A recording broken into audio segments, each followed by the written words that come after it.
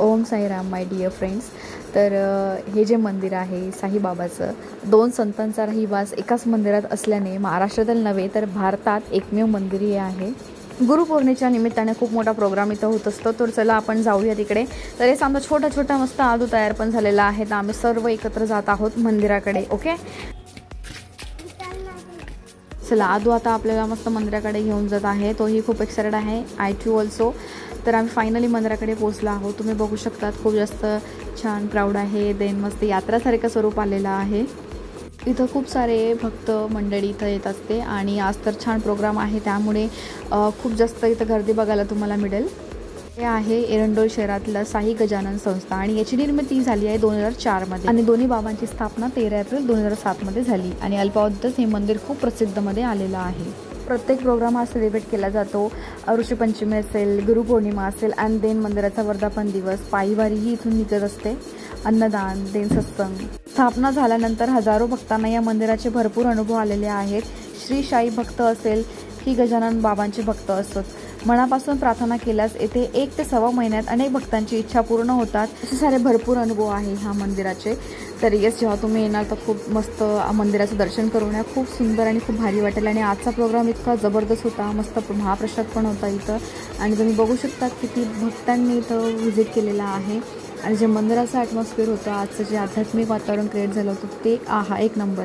आणि मस्त तिकडे भजन चालू होतं, मस्त खूप मोठ्या आवाजात, खूप भारी वाटत होतं.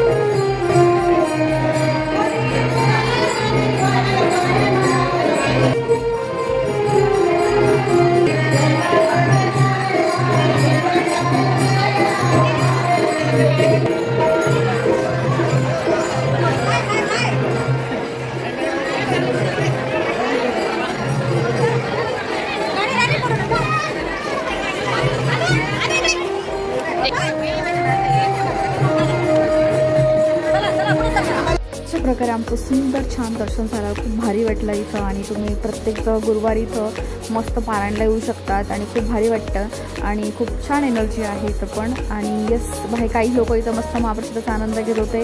ते वातावरण खूप अलग असतं. तर कसा वाटला तुम्हाला हा व्हिडिओ?